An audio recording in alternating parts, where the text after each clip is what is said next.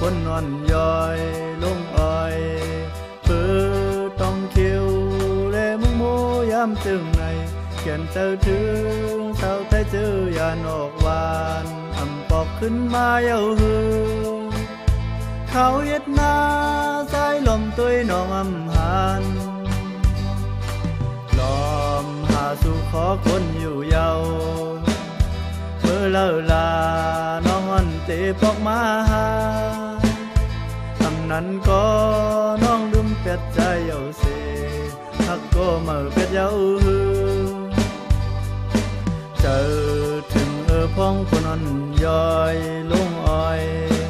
เนื้อลอยสูงก็มึงโมไว้จึงในแก่นเจอถึงเจอใจหักน้องอำจานไหวปอกขึ้นมากำเนื้อใจมองเป้ายักลมตัวความหาโอ้เจอก็พอไม่อยู่เยาความเสียดสาน้องอ่อนอย่าเน็ดลืมนาอย่าหนึ่งก็ใจลืมความมันแก่นมองเปิดอยู่หน้าน้องเอ้ยมองเปิดอยู่หน้าก็ยิ่งหักเอ้ยเข้าปนวันโตตรงหน้าพอคิวถูกรีบว่าขึ้นเมืองเก่าเยายิ่งเอ้ยคนน้อยเลยใจมองเปิดอยู่ใจเจิมเชื่อก็ยิ่งหักเลยเข้าปนวันโตมีใจก็เร็วถูกรีบว่าขึ้นเมืองเก่าเยา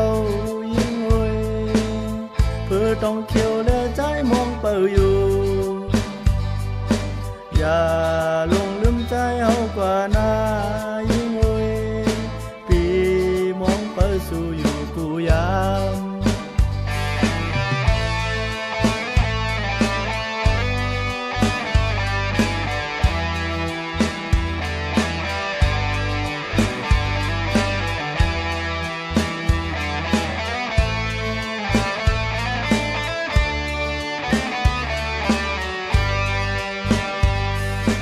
เจอถึงพ้องปนวันย้อยลงอ้อยเนื้อลอยสูงก็มึงโมไว้จึงในแก่นเจอถึงเจอใจหักน้องอำจานไหวปอกขึ้นมากำเนื้อใจมองเป้ายักลมตัวความหาโอ้เธอก็พอไม่อยู่เยาความเสียดสาน้องอ่อนอย่าเน็ดลืมนาอย่าหนึ่งก็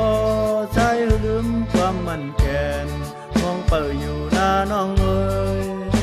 มองเปิดอยู่หน้าก็ยิ่งหักเอ้ยเข้าปนวันโต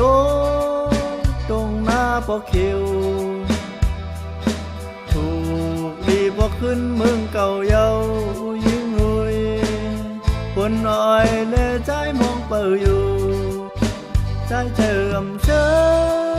ก็ยิ่งหักเลยเข้าปนวันโตมีใจก็เร็วถูกรีบว่าขึ้นเมืองเก่าเยายิ่งเอ้ย